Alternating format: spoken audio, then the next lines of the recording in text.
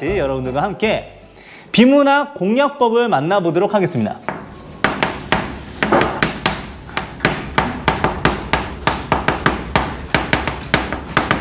자, 비문학 공략법도 마찬가지로 3가지를 가르쳐 드릴 텐데요. 이걸 먼저 여러분한테 얘기하기 전에 저는 여러분들한테 그림을 하나 보여드리려고 합니다. 자, 완성된 그림을 바로 보여드리는 건 아니고요. 그림을 그려가는 과정을 보여주면서 여러분들 중간중간에 이게 무엇인지 한번 추리를 해보도록 하는 거예요. 자, 여러분들 한번 따라와 주실 수 있겠어요? 네. 자, 같이 해볼게요.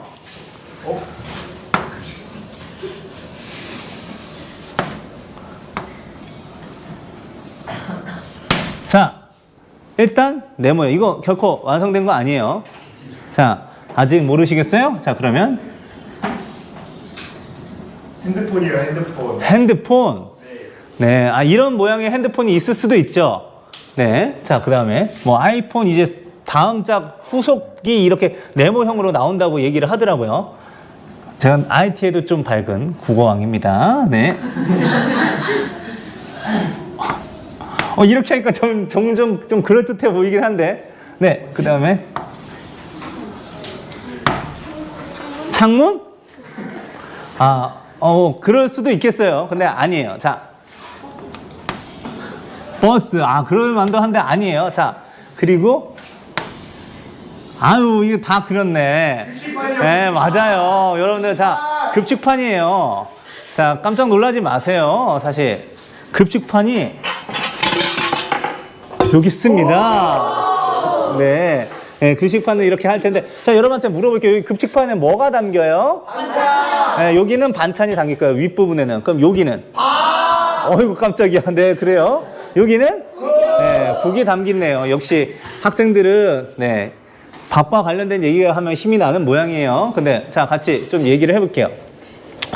여기에 다른 종류의 음식들을 담습니다. 그리고 우리가 자리로 가져가는데, 자리로 가져가기 전에 또 하나 챙겨가야 될 게 있어요. 그게 뭐지? 수저. 맞아요. 수저가 필요해요. 우리가 뭐 이거 손으로 퍼먹기 그렇잖아요.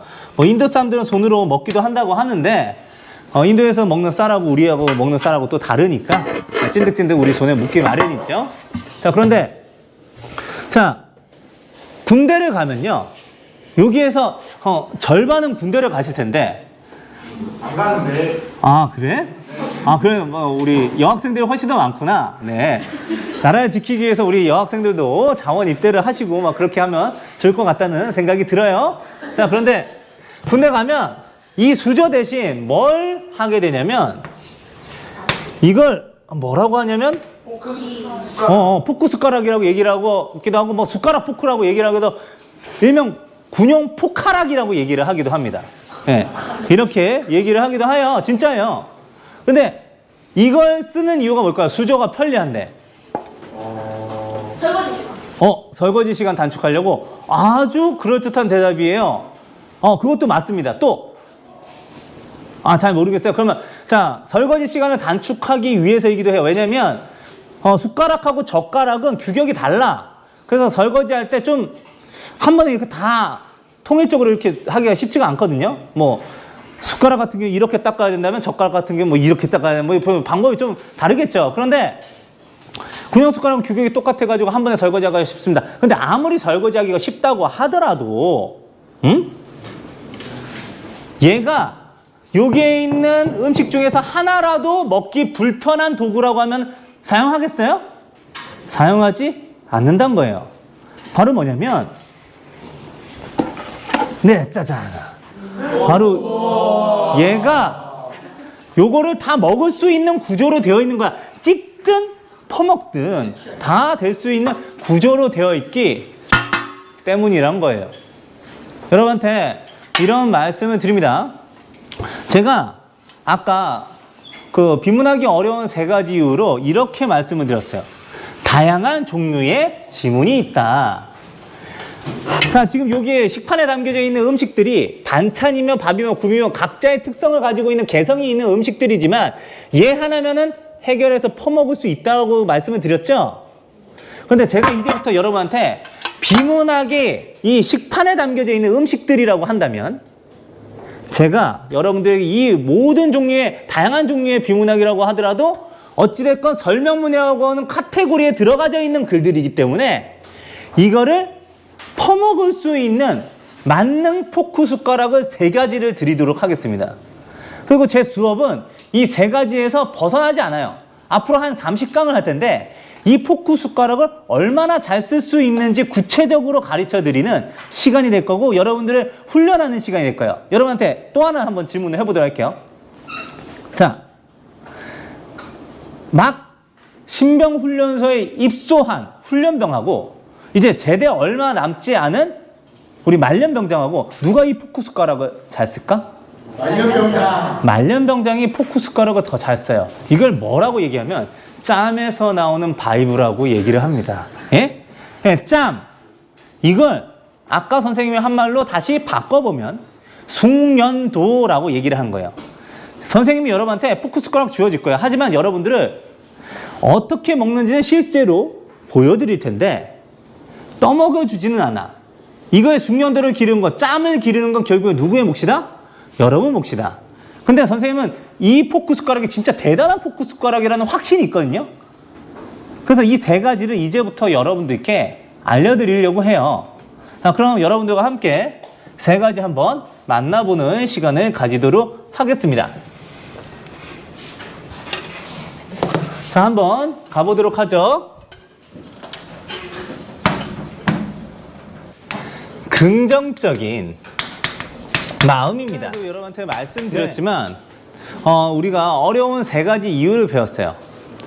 이걸 공략할 수 있는 방법들을 지금 하나씩 소개를 할 텐데 처음에 굉장히 거창하게 얘기를 해놓고 긍정적인 마음 이렇게 얘기하니까 너무 추상적인 것처럼 여러분 느껴지시잖아요. 근데 여러분들 한번 생각해 볼게요. 시험 때 멘탈이 중요합니까? 안 중요합니까? 네, 매우 중요해요. 자, 그런데 시험 말고도 사실 우리 인생에서는 긍정적인 마음을 먹는 게 굉장히 중요한데 사실 이걸 적은 이유는 부정적인 마음을 먹지 말라는 의도에서 여러분한테 일부러 제시를 한 겁니다. 선생님이 옛날 얘기를 잠깐 해보도록 할게요. 딱 여러분만 할 때인데 고등학교 2학년 때 일입니다. 지금으로부터 한 21년 전 얘기네요. 제가 이제 학교 가는 길에 갑자기 누가 나를 부르는 거야. 야, 거기 이리 와봐. 이렇게 얘기를 하는 거예요. 제가 그래서 저요? 라고 하니까 그래 너 여기 너 말고 또 있어? 빨리 안 튀어와? 이렇게 해서 예 하면서 미적미적거리면서 이렇게 갔어요. 근데 이 사람이 자세를 이렇게 취하는 거야. 야, 너 여기 사냐? 이 동네 살아? 네, 그런 데가 있으니까, 형도 이 동네 사는데, 형이 집에 지갑을 두고 왔어. 근데 형이 지금 배가 고픈데, 너 돈 좀 있냐? 조금밖에 없는데, 그럼 조금이라도 다 내놔. 응? 형이 너 이 동네 산다니까 다 나중에 보면은 갚아줄게. 이렇게 얘기를 한 거예요. 근데 갚겠어요? 사실 양아치로 이렇게 돈 터는 행위를 한 거죠. 근데 내가 줬을까 안 줬을까 돈을? 안 줬어요. 안 줬어요? 줬어요? 뭐 둘 중에 하나겠죠? 근데 줬어요. 내가 왜 줬을까요? 무서워서. 맞아. 맞을까봐. 무서워서, 쫄아서. 이렇게 말씀을 드릴 수가 있어요. 근데 선생님이 그게 굉장히 수치로 남았어. 내 마음속에. 그러고 한 10년 정도 지났을까? 10년까지는 아니고 한 7, 8년 이렇게 지났을 때 선생님이 권투를 배웠었는데 한 권투를 5년간 배웠어요. 근데 갑자기 옛날에 그때 양아치한테 돈을 털렸던 그때 막 기억이 이렇게 떠오르는 거예요. 근데 생각을 해보니까 그때 이 양아치가 취했던 자세가 갑자기 떠오르는데 여러분들 주머니에다가 양손을 꽂아놓고 그런 다음에 완전 쩍벌 이렇게 한 다음에 앞으로 이렇게 건들건들 되더라고. 근데 권투를 배워놓고 나니까 혹시 여기서 격투기 해본 사람 있어요? 저요. 네. 그런데 이 자세는 어때요? 어떤 자세예요? 격투기 할 때? 때리기 좋은 자세. 맞추기, 때리기 좋은 자세예요. 그러니까 난 근데 왜 그때 때리기 좋은 자세를 가진 양아치한테 쫄았을까? 그 이유는 바로 뭐냐면 제가 경험을 안 했기 때문이고 경험을 안 하다 보니까 두려운 마음이 들었었던 거예요. 사실 이 자세는 때리려고 하면은 막을 방도가 없어. 어떻게 막겠니? 이렇게 막겠니? 그리고 배를 친다고 하면 어떻게 막겠니? 어떻게 피하겠어? 이렇게 표현해서 이거 진짜 뭔가 치고받고 할 때는 정말 안 좋은 자세인데 그거를 아주 뒤늦게 권투를 배운 다음에서야 알았던 거죠. 이게 견적 나오는데 딱 봐도 싸움 못하게 생겼는데 난 그때는 굉장히 무서워 보였던 거야. 그 이유는 바로 뭐냐면 경험의 부족이란 거예요. 안 싸워봤으니까. 근데 미리 싸워보지도 않고 붙어보지도 않고 미리 쫄아가지고 나는 이미 그 순간부터 그 사람한테 당한 순간부터 져 있었던 거고 돈이 털리기로 예정되어 있었던 거지. 근데 이 얘기를 여러분들하고 하는 이유가 뭐냐면 글도 마찬가지예요. 글을 딱 처음 봤을 때 여러분들이 부정적인 마음을 먹는다고 하면 이미 그 지문이 쉽고 어렵고를 알아보기도 전에 어려워지는 거예요. 반대로 긍정적인 마음을 가지고 있으면 좀 더 글이 쉽게 보일 수가 있는데 그 원리를 한번 여러분하고 같이 얘기를 해보도록 하겠습니다. 자, 2010학년도 수능 문제를 한번 여러분하고 보도록 할게요. 이게 24번부터 아마 26번 문제일 것 같은데 거기와 관련되어 있는 지문이 과학 지문이 하나가 나왔거든요. 근데 지금 여러분들하고 같이 보도록 하겠습니다. 여러분 교재에 있는데 자, 여러분들 거기 보시면 지금 글을 읽지 마시고요. 딱 뭐 특별하게 보이는 게 하나가 있어요. 그게 뭔지 여러분들 한번 잡아볼래요? 글 말고도 뭐 하나가 더 있어. 그 표예요. 표. 이게 그래프거든요. 근데 여러분들 이제 이걸 보고 다시 저를 보세요. 이 글은 어려울 것 같아요? 쉬울 것 같아요? 어려울 것 같아요. 예, 만약에 어려울 것 같다고 느낀다면 그 중에 하나의 요소는 그래프를 봤었기 때문일 수도 있어요. 아, 나는 글만 봐도 어려운데 그래프까지 내가 분석하고 있어야 돼? 막 이런 부정적인 마음이 든다고 하면은 사실은 여러분들 마음을 바꾸시길 바랍니다. 바꿀 수 있도록 제가 한번 도와드리도록 할게요. 같이 한번 보도록 할게요. 선생님, 수학 공부를 한 지 20년이 넘었어요. 선생님, 인수분해 한 지도 20년이 넘었고요. 실제로 잘 써먹어 본 적이 없는데 그래도 이거 하나만큼은 알아. 그래프가 무언가를 수치화해서 표현하는 건데 그 수치화해서 표현하는 거를 뭘 가지고 어떤 걸 가지고 수치화해서 표현하려고 하는 거를 나타내는 거냐? X축, Y축 가지고 얘기를 하는 거예요. 여러분들 Y축 뭐라고 되어 있어요 지금? Y축에 읽어볼게요. 유전, 거리라고 되어 있고 지금 여기 X축은 뭐라고 되어 있냐면 유전체, 유사도라고 되어 있어요. 그런데 이 그래프를 봤을 때 그냥 그래프라는 존재만으로도 여러분들 두려워하는 마음을 갖는 것이 아니라 반대를 한번 생각을 해보자고. 그래프를 봤을 때 여기에 X축, Y축만 보면 이 글과 연결되어 있는 핵심 정보를 미리 알 수 있는 거야. 그렇게 된다면 우리는 이거를 반대로 힌트라고 생각할 수 있겠죠. 근데 실제로 그렇게 되는지를 한번 여러분하고 읽어보도록 할게요. 같이 보도록 하겠습니다. 첫 번째 문단 가볼게요. 자, 일반적으로 동식물에서 종이란 지금 뭐에 대해서 얘기하려고 하는 걸까? 종이란 거에 대해서 설명을 하려고 하는 거예요. 근데 첫 번째로 자, 같은 개체끼리 교배하여 자손을 남길 수 있느니라고 했어요. 자손을 남기는데 어떻게 자손을 남겨요? 교배해서 자손을 남겨요. 그럼 고양이와 고양이를 교배하면 뭐가 나와? 고양이. 그럼 고양이는 종이라고 할 수가 있는 거죠. 근데 또는 자, 두 번째 외양으로 구분 가능한 집단이라고 얘기를 했어요. 자, 여러분들 고양이하고 강아지하고 구분이 가능해요? 네, 구분이 가능하죠. 그렇다는 것은 얘는 종으로 구분이 되는 애들이다 이렇게 얘기를 한 거예요. 그런데 그렇다면 세균처럼 이제 세균에 대한 얘기를 하는데 한 개체가 둘로 분열되어 번식하며 여러분들 한 개체가 둘로 분열된대요. 교배를 하는 게 아니에요. 하나와 하나가 만나서 새로운 하나가 나온 게 아니고 하나가 쪼개져서 둘로 되는 거야. 즉 교배에서 자손을 남기는 일반적인 종의 기준이 지금 이 세균이라는 애한테는 적용이 돼요? 안 돼요? 안 되는 거죠. 그리고 또 외향적 특징도 많지 않대요. 강아지하고 고양이 어떻게 구분해요? 외향적으로 구분한 거잖아요. 근데 외향적 특징도 많지가 않다고 지금 얘기를 하고 있네. 그럼 이런 애는 일반적인 종의 기준이 적용이 안 되는데 이런 미생물에서는 종을 어떤 기준으로 구분할까라고 질문했어요. 그럼 여러분들한테 첫 번째 문제에서 우리가 뭐 해야 되냐면 주인공을 찾고 이 글이 어떻게 전개될 건지 한번 예상을 해보는데 아마 미생물에 대한 종을 구분하는 특별한 방법에 대해서 가르치려고 하는 것 같아. 지금 어떤 미생물은 어떤 기준으로 종을 구분할까라고 물었는데 안 가르쳐 주지 이러지 않는단 말이에요. 그 뒤에는 분명히 그 방법과 답이 나와야 돼. 알겠어요? 근데 사실은 여러분들은 이미 답을 가지고 있어요. 어떻게 구분할까? 어떻게 구분할까? 아까 우리 그래프 봤죠? 유전거리와 유전체 유사도로 구분하는 거예요. 실제로 그런지 한번 여러분하고 보도록 할게요. 자, 여러분들 두 번째 문단 같이 보도록 할게요. 미생물의 종 구분에는 외양과 생리적 특성을 이용한 방법이 사용되기도 한다. 하지만 이러한 특성들은 미생물이 어떻게 배양되는지에 따라 변할 수 있으며 모든 미생물에게 적용할 수 있으면 공통적 요소가 되기도 어렵다.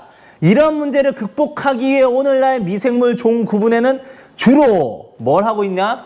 유전적 특성, 거기다 줄게요. 유전적 특성을 이용하고 있다. 자, 유전적 특성을 활용한대요. 근데 지금 여기에서도 유전이라는 단어가 들어가 있죠? 여기에도 유전이라는 단어가 들어가 있어요. 자, 여러분들 두 번째 문단 끝에서 세 번째 줄을 한번 보도록 하겠습니다. 자, 미생물이 유전적으로 얼마나 가깝고 먼지를 확인할 수 있는데 이를 뭐라고 한다? 유전거리라고 한다. 유전거리가 가까울수록 같은 종으로 묶일 가능성이 커진다.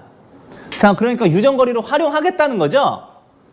자, 다음 문단 보도록 할게요. 하지만 유전자 비교로 확인된 유전거리만으로는 자, 두 미생물이 같은 종에 속하는지 명확히 판별하기 어렵다. 유전거리만은 충분하대, 충분하지 못하대. 충분하지 못하면 그럼 이제 뭘 얘기할 것 같아요?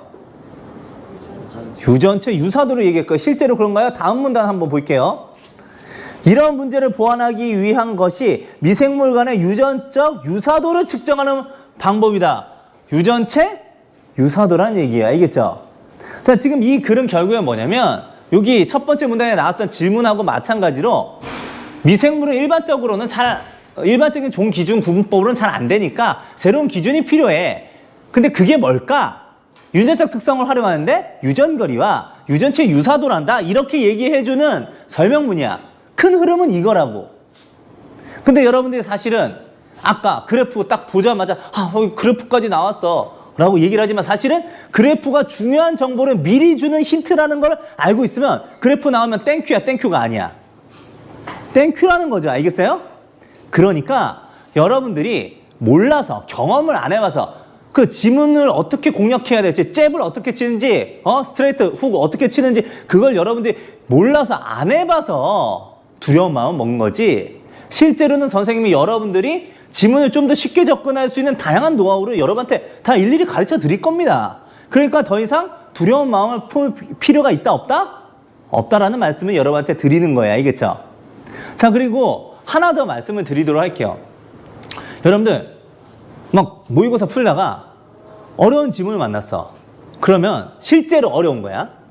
그러면 여러분들 짜증나요? 짜증나지 않아요? 짜증나죠? 근데 그 상황도 여러분 이렇게 생각하세요. 이 지문 수능에서 안 만난 게 다행이네. 그리고 아직 수능까지 시간이 남아있는 게 다행이네. 사실 가장 중요한 건 수능 때 잘 보는 거예요. 그러니까 여러분들이 이때는 그래 내가 지금 이 약점을 파악한 것만으로도 긍정적이다 이런 식으로 생각하고 읽으란 말이지. 그 다음에 또 하나 여러분한테 말씀드리면 여러분들 아는 만큼 보인다고 지식이 많으면 많을수록 내 통찰력이나 내 공부할 수 있는 분석력이 높아질까요? 안 높아질까요? 높아집니다. 그런데 지금 여러분들 여기에 나와 있는 여러분한테 앞으로 제공해서 공부하게 될 기출문제 같은 기출 지문 같은 거 여러분들 보시면 그게 다 죄다 뭐냐면 다양한 영역의 전문 지식들이에요. 응?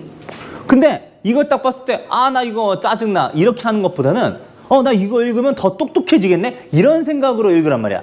예를 들면 이런 거야. 지금 미생물 종구분법에 대해서 우리가 배웠잖아요.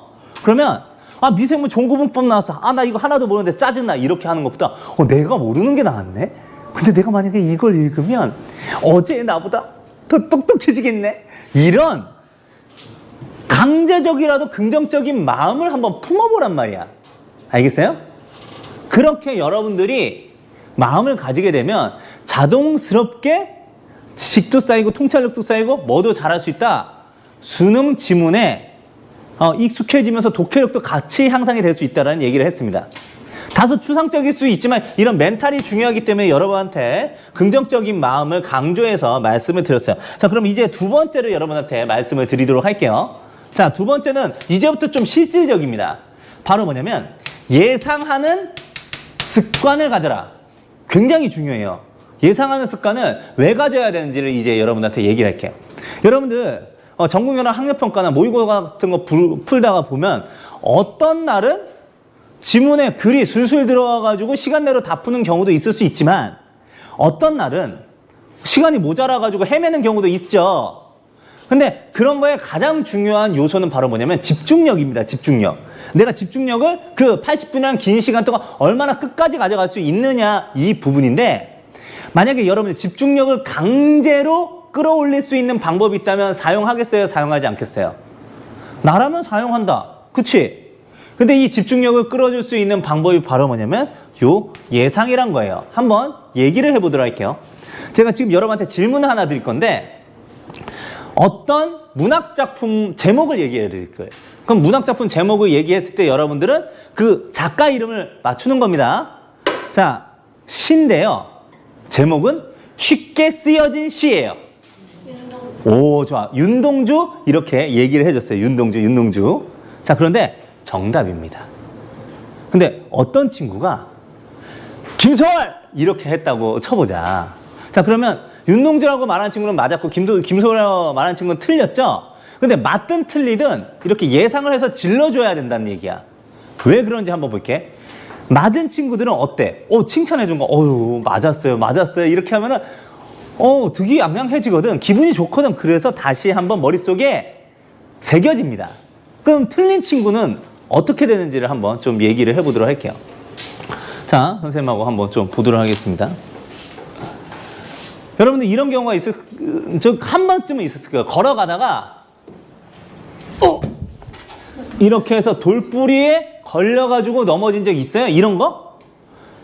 예, 그런데 그러다가 아스팔트에 무릎이 스쳐가지고 피가 나는 거야. 피부가 까였어. 아플까 안 아플까? 아파. 아픈데 아픈 걸 어루만지면서 이렇게 하는 것보다는 딱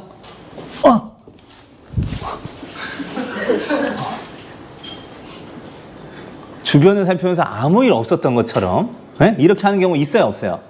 있어요. 왜 그러냐면 사실 그거 다 사람들 봤잖아. 우리의 그 꼬락서니를 다 봤다고요. 그런데 그거 내가 아닌 척한다고 해가지고 그게 없어져요? 그 상황이? 안 없어짐에도 불구하고 사람이 수치스럽고 부끄러워서 마치 그 일이 있었지만 없었던 것처럼 하고 싶은 마음이 발동돼가지고 그냥 멀쩡한 척 이렇게 하는 거라고. 근데 그게 어떤 원리로 되냐면 예를 들면 이렇게 해보자. 아까 쉽게 쓰여진 시 윤동주가 아니고 김소리라고 한 친구한테 야 윤동주잖아 그것도 모르냐? 이렇게 얘기하면 걔가 부끄러운 마음이 들어요. 그러면서 그 사람은 아까 윤동주라고 맞춘 친구보다도 오히려 평생 쉽게 쓰여진 시는 윤동주라고 하는 걸 더 오래 기억할 수도 있어. 이걸 우리가 뭐라고 하면 복원심리라고 합니다. 뇌과학적으로 얘기를 하자면 말이죠. 근데 우리가 예상을 계속 하는데 맞든 틀리든 간에 맞으면 기분 좋아서 더 잘 새겨지고 틀리면 어떻게 되냐면 내가 정보를 수정하는 과정에서 내 머릿속에 다시 한번 각인이 되는 거야. 알겠어요? 수치심의 정도가 아무도 못 봤으니까 미미할 수는 있지만 틀렸네 하나도 그래도 약간 조금 기분이 불쾌함이 있을 수 있는데 그게 오히려 내 기억에는 도움이 될 수가 있다는 얘기죠. 알겠어요? 그래서 적극적으로 예상을 하면 내가 집중력을 계속 가져갈 수 있는데 여러분하고 한번 예상하는 방법들을 몇 가지 한번 만나보도록 하겠습니다. 자, 한번 여러분하고 이걸 보여드릴게요. 제가 지금부터 첫 번째 문단 만 한번 읽어드리도록 할게요. 제 머릿속에 있는 어떤 글의 첫 번째 문단만 읽어드려야 되는데 이 제한된 정보만 가지고 여러분들이 이 글 전체의 큰 그림을 예상을 해보는 겁니다. 자, 지금 한번 해보도록 할게요. 자, 디스플레이라는 것은 TV나 컴퓨터와 같은 전자기기에서 전산 처리된 정보를 인간의 눈이 인식할 수 있도록, 식별할 수 있도록 출력하는 화면 혹은 화면 장치이다. 이렇게 얘기를 했습니다. 지금 내가 뭐에 대해서 얘기를 했냐면 디스플레이에 대해서 얘기를 했는데 자, 이 디스플레이는 그 구현 방식에 따라서 종류가 나뉘는데 크게 두 가지로 나뉜다. 자, 가스 방전을 통해서 색상과 형태를 구현하는 PDP, 플라즈마 디스플레이가 있고 액정의 결정력을 활용하여 색상과 형태를 구현하는 LCD가 있다. 그런데 이 PDP와 LCD는 각각의 장단점이 분명하게 존재하여 고객들이 구매를 해야 할 때 고민에 빠지게 만든다. 이렇게 얘기를 했습니다. 자, 지금 디스플레이 다음에 어떤 정보를 줬어요? PDP와 LCD에 대한 설명을 한 다음에 얘네들이 각각 뭐가 있다고 했지? 네, 장단점이 있다라고 여러분한테 말씀을 드렸어요. 자, 그러면 여러분들 이 글 전체가 어떤 식으로 구성되어 있을지 일단 몇 문단으로 구성되어 있을지 한번 예상을 해볼게요. 자, 이거 첫 번째 문단까지 포함해서 총 몇 문단으로 되어 있을까? 일단 뭐 먼저 나올 것 같아? PDP하고 LCD 중에 뭐 먼저 얘기했어요? PDP. 그런데 PDP에 뭘 얘기할 것 같아요? 두 번째 문단은? PDP의 장점. 물론 장단점을 한 번에 얘기하는 경우도 있을 수 있어요. 하지만 장점과 단점이 굉장히 많다면 각각 문단을 나눠가지고 진행을 하겠지. 자, 그럼 당연히 세 번째 문단은 뭐에 대해서 얘기할까? PDP의 단점에 대해서 얘기를 할 거고요. 자, 그러면 이제 네 번째 문단은요? LCD의 장점, 그 다음에 다섯 번째 문단은 LCD의 단점, 이렇게 얘기를 할 거예요. 자, 그럼 우리가 이 큰 그림을 예상할 수 있을 뿐만 아니라 사실 우리가 글을 독해를 하다 보면 진행해 가는 과정에서 내용까지도 더 구체적으로 예상을 할 수 있어요. 예상의 끈은 놓치면 안 돼요. 자, 한번 보겠습니다. 자, PDP의 장점은 일단 얘기를 한번 해볼게. 자, PDP의 장점은 일단 구입비가 싸. 그리고 응답 속도가 굉장히 빨라요. 응답 속도가 굉장히 빨라가지고 잔상이 적어요. 자, 그 다음에 실제 색을 재현해내는 색 재현율이 높습니다.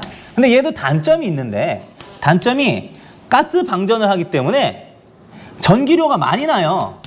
자, 전기료가 많고 얘는 화면 구현에 있어서 해상도는 낮아요. 그리고 실제 색은 우리가 생각하는 것보다 좀 더 우중충하대요. 그래서 색감이 좀 떨어진다 이렇게 얘기를 하기도 합니다. 자, 그런데 이제 여러분들이 이거 가지고 뭘 예상할 수 있냐면 LCD의 특징들에 대해서 예상을 할 수가 있어요. 왜냐면 지금 여러분들 지금 디스플레이 지금 몇 개로 나눴어요? 몇 개로? 두 개로 나눴죠? 근데 이렇게 두 개로 분류했을 경우에는 보통 어떻게 되냐면 장단점을, 특징을 상대적으로 공유합니다. 알겠어요? 물론 3개 나올 때 4개 나올 때도 있어요. 하지만 수능 비문학에서 분류를 할 때는 2개로 분류하는 경우가 50% 이상이야. 그러니까 아주 잘 써먹을 수 있는 방법인데, 자, 여러분들 한번 볼게요. PDP의 장점은 LCD의 단점과 연결되고 PDP의 단점은 LCD의 장점과 연결이 되는 거예요. 보겠습니다. LCD의 장점 뭘 것 같아요? 여러분들이 예상을 해줄게. 뭘까? 전기료 낮고, 그 다음에 해상도 높고, 색감이 화사해. 아주 좋아. 자, 그러면 LCD의 단점은 어떻게 될까? 구입비가 비싸고, 자, 응답 속도가 느려서 뭐가 있다? 잔상이 있고, 색 재현율은 낮더라. 이런 식으로 여러분들이 얘기를 할 수 있다라는 거죠. 근데 지금 선생님이 뭘 가르쳐 드렸냐면 노하우를 가르쳐 드렸어요. 노하우. 근데 선생님이 이런 거 한두 개만 가지고 있는 게 아니고 굉장히 많은 노하우를 가지고 있기 때문에 여러분들이 그거를 하나씩 배우면 좀 더 구체적으로 뭐 할 수 있다? 예상할 수 있다는 얘기예요. 그럼 여러분들이 이 예상을 계속 가지고 된다면 독해를 할 때 꾸준함도 같이 가져가는 거라는 걸 여러분한테 말씀을 드리도록 하겠습니다. 아시겠죠? 자, 그러면 이제 가장 중요한 거를 또 여러분한테 말씀드리도록 할게요. 원래 마지막이 주인공이에요. 자, 이제 여러분한테 긍정적인 마음과 예상에 대해서 얘기를 해드렸기 때문에 지금은 제일 중요한 핵심어 파악에 대해서 말씀을 드리도록 하겠습니다. 핵심어 파악입니다. 자, 이거 매우 중요합니다. 자, 선생님이 매우 중요하다고 했는데 몇 가지를 좀 설명을 할게요. 설명문에서는 다양한 설명 방법을 동원해서 어떤 대상에 대한 정보를 전달하려고 합니다. 근데 다양한 설명 방법 중에서 자, 이런 것도 있어요. 뭐 정의, 뭐 예시, 분류, 분석, 비교, 대조, 뭐 인과, 과정, 이런 것들, 인용, 뭐 이외에도 아주 무궁무진하게 굉장히 많아요. 설명 방법이 무수히 많습니다. 그런데 이 중에서 제일 중요한 설명 방법이 있어요. 그게 바로 뭐냐면 다 없애고 일단 정의가 제일 중요해요. 정의가 왜 제일 중요한지는 조금 이따가 설명할게요. 일단 정의의 뜻부터 말씀을 한번 드려보도록 하겠습니다. 정의는 자, 어떤 대상이나 개념이 있어요. 근데 이 대상이나 개념의 뜻을 뭐 대충 밝히는 게 아니고 분명히 밝히는 설명 방법입니다.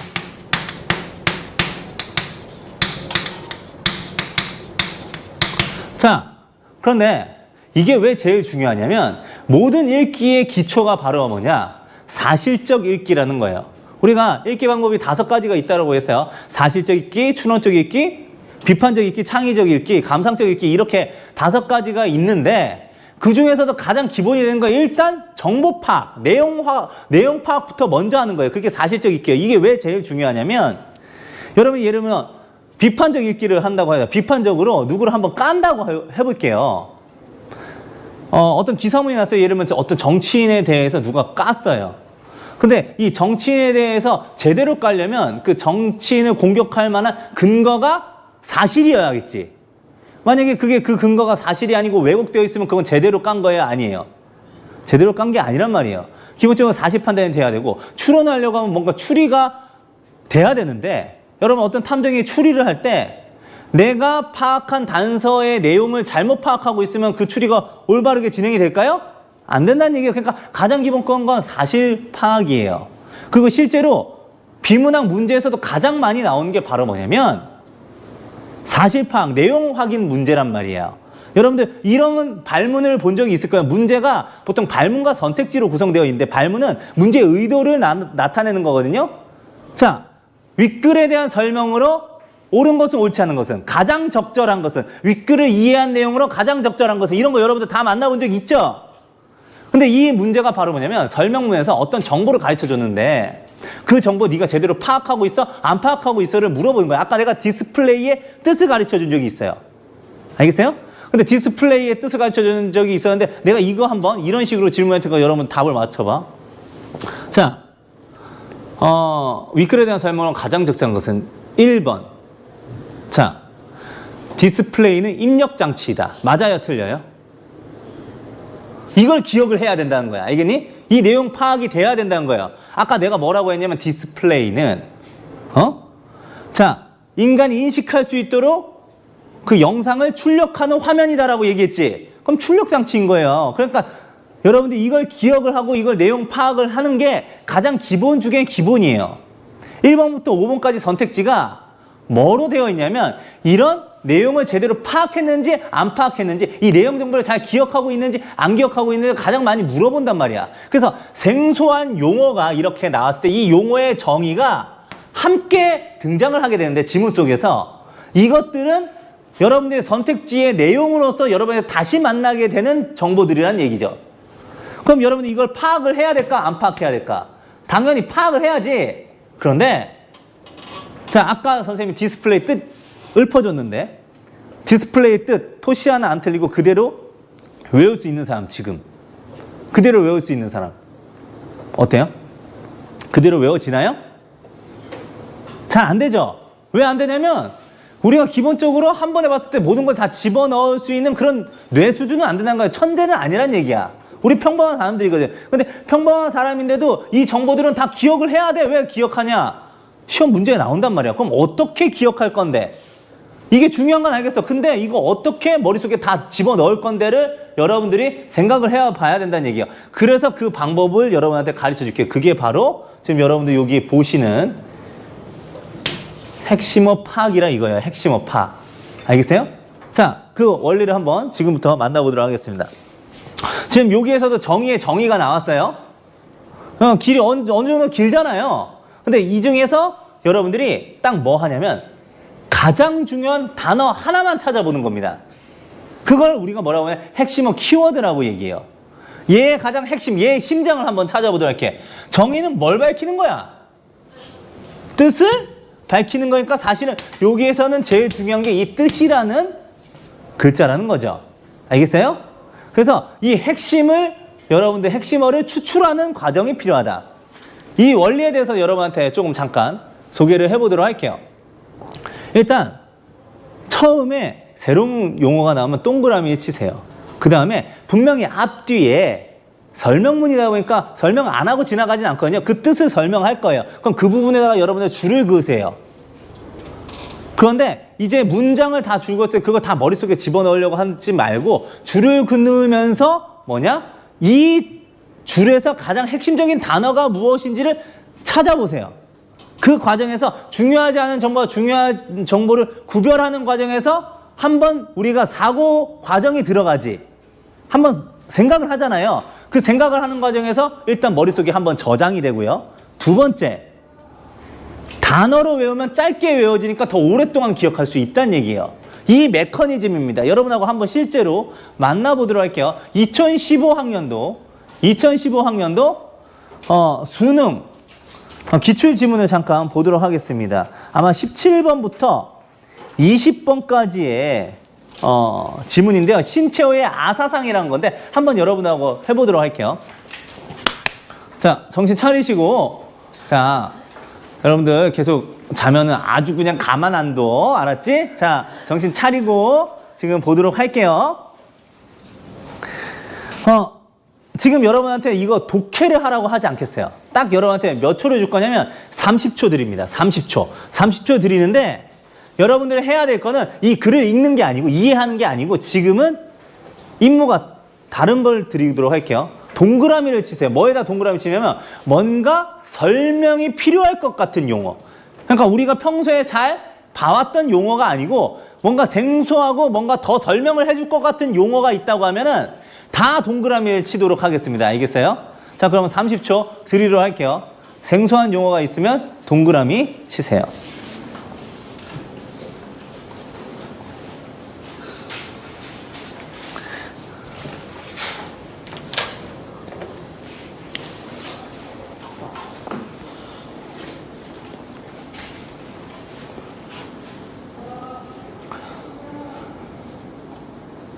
뭔가 설명이 필요하고 처음 보는 용어라든가 평상시 우리가 일상생활에서 잘 사용하지 않은 용어인데 계속 등장한다. 이런 것들 여러분들 동그라미 치라는 얘기입니다.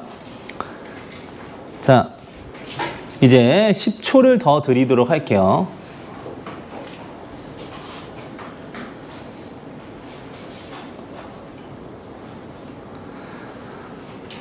네, 여기서 잠깐 멈추도록 할게요. 저를 보세요.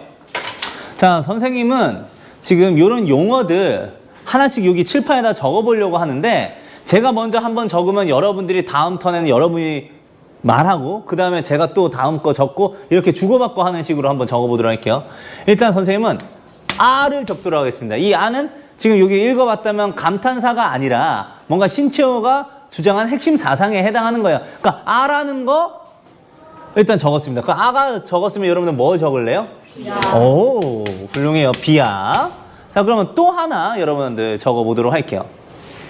선생님은 거기 네모 박스로 이렇게 테두리가 지어져 있고 굵은 글씨로 되어 있는 자성을 얘기를 할게요. 그러니까 중요하다고 하니까 그런 표시를 해놨겠죠? 그럼 자성을 얘기했으면 뭐도 좀 따라와야 될 것 같아. 오, 좋아. 항성 또 하나. 네, 변성. 그럼 저는 또 소화를 얘기할게요. 소화. 여러분들은? 대야. 그럼 좋아. 나는 상속성 할래. 좋아. 보편성. 자, 그러면 선생님은 이제 신국민을 할 텐데 신국민 이렇게 진행된 다음에 뭔가 작은 따옴표로 얘 중요하다라고 이렇게 표시해 놓은 애들이 있어요. 뭐가 있죠? 아 속의 비아, 그리고 예, 비아 속의 아. 자, 이렇게 해놨습니다. 자, 여러분들하고 같이 요 단어들을 추출을 했는데, 자, 이거 한번 얘기를 해보도록 할게요. 이 지문은 기본적으로 어려운 지문일까요? 쉬운 지문일까요? 어려운 지문? 맞아요. 사실 왜 어느 정도 난이도가 확보가 되어 있는 지문이라고 말씀드리냐면, 일단 여기 나와 있는 용어 개수를 한번 볼게.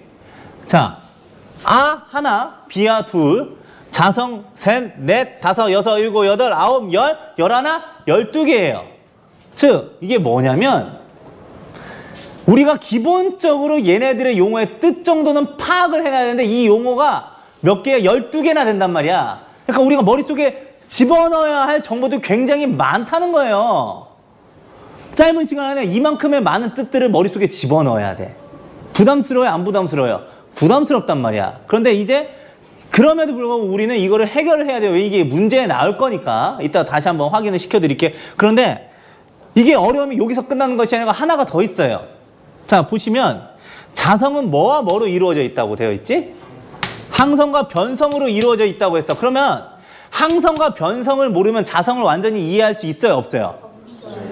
얘를 이루고 있는 핵심 요소가 무엇인지 모르면 얘도 이해를 못하는 거나 다를 바가 아니잖아. 그치? 그러니까 한마디로 얘를 알아야 얘도 이해할 수 있어. 따로따로만 외우면 되는 것도 아니고 다 연결되어 있어서 하나가 무너지면 다 무너지는 거예요. 실제로 여러분들 거기 한번 지문을 읽어보시면 소와 대하의 차이가 나와 있습니다. 소와 대하의 차이를 뭐라고 나와 있냐면 이 상속성과 보편성의 유무예요. 상속성, 보편성 있으면 뭐라고 되어 있어? 대하. 상속성, 보편성 없으면 소하라고 이렇게 되어 있단 말이에요. 그러니까 결국에는 다 연결되어 있는데 이렇게 많은 정보들을 다 머릿속에 파악하면서 이 연결점까지 다 파악하려면 너무 힘들잖아. 그래서 선생님이 아까 핵심어를 파악하라고 했는데 이러면 상속성을 기억하기 쉬운 건 뭐라고 되냐면 상속성 분명히 제가 말한 대로 되어 있을 거예요. 상속성은 아예 영향력이 시간에 따라 지속되는 걸 얘기하고 보편성은 아예 영향력이 공간에 따라 파급되는 걸 얘기한다고 되어 있어. 그래요? 맞아요? 근데 내가 이거 어떻게 외웠을까? 내가 똑똑해서 아니야. 상속성의 핵심 단어만 기억했어. 시간. 보편성의 핵심 단어는 그건 뭐겠어? 공간. 이거만 기억을 해줘도 한번 읽었기 때문에 나머지는 골격만 잡아주면 살이 따라 붙는단 말이에요. 또 하나 여러분한테 하나의 꿀팁을 하나 더 가르쳐 드릴게요. 알겠어요? 자, 한번 볼게. 소와 대하에 대한 설명이 분명히 이렇게 나왔어요. 소하는 개인적 아이고 대하는 국가적 혹은 사회적 차원의 아이다. 이런 식으로 나와 있을 거예요. 그래요? 근데 내가 이걸 어떻게 기억을 했냐면 개인하고 국가 중에서 뭐가 더 큽니까? 국가가 더 크죠. 그러니까 얘가 대하인 거고 개인은 더 작으니까 소하인 거야. 이건 무슨 얘기냐면 우리가 선생님이 저번에 뭘 얘기했냐? 비문학이 좋은 이름이라고 했어요? 나쁜 이름이라고 했어요? 나쁜 이름. 왜 그러냐면 비문학이라는 글의 특성을 이 제목이 타이틀이 제대로 반영하지 못한다고 했어. 보통 이름을 지을 때는 그 특성이 잘 드러나게 짓는단 말이에요. 국어왕. 국어 잘한단 말이야. 국어 잘 가르친다는 얘기야. 그게 이름의 타이틀의 효과인데 대부분의 용어들은 이 이름과 그 뜻이 연결점이 있다고.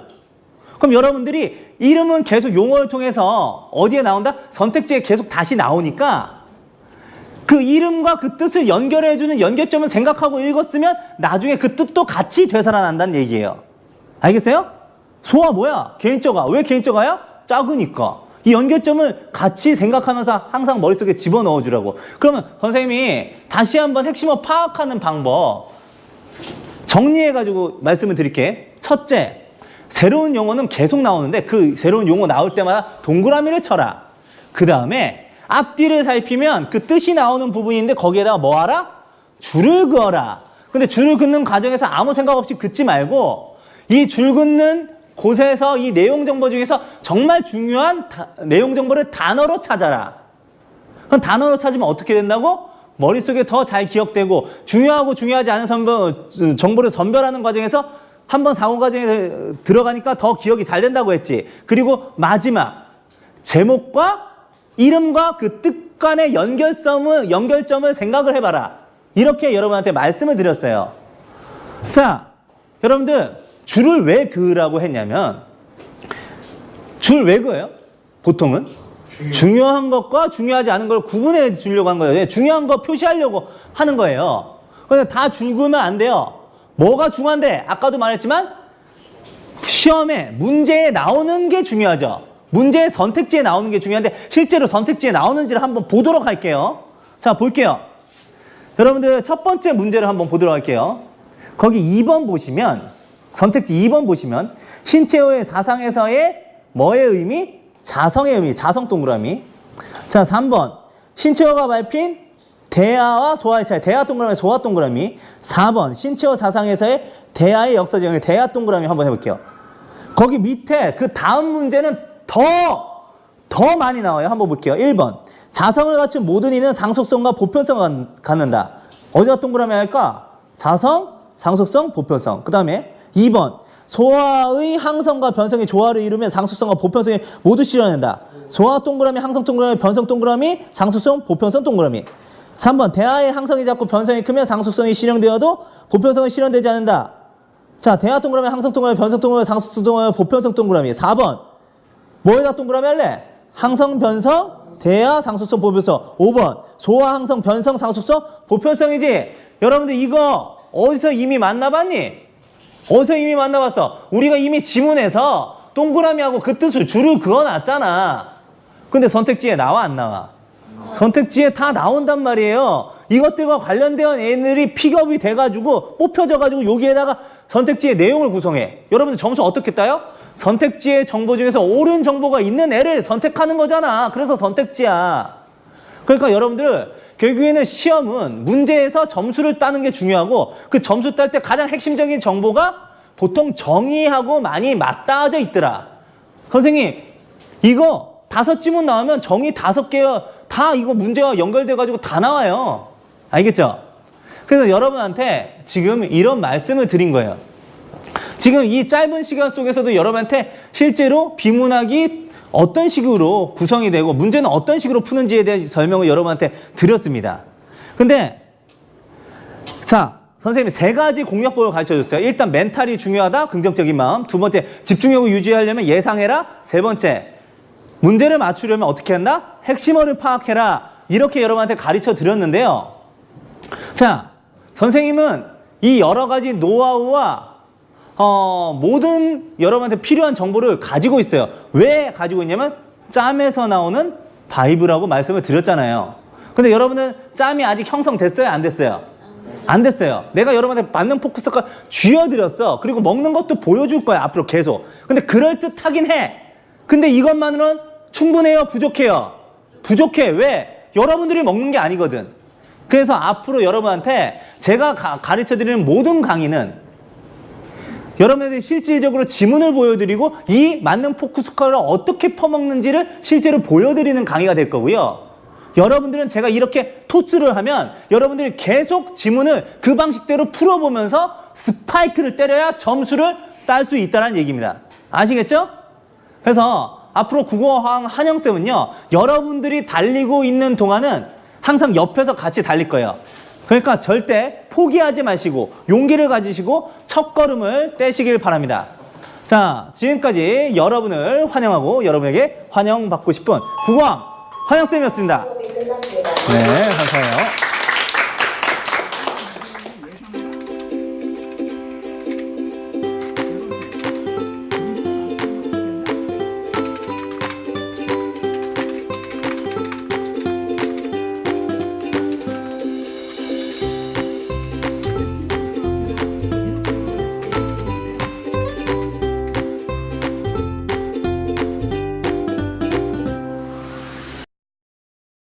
여러분들이 있기에 서울 36은 행복합니다.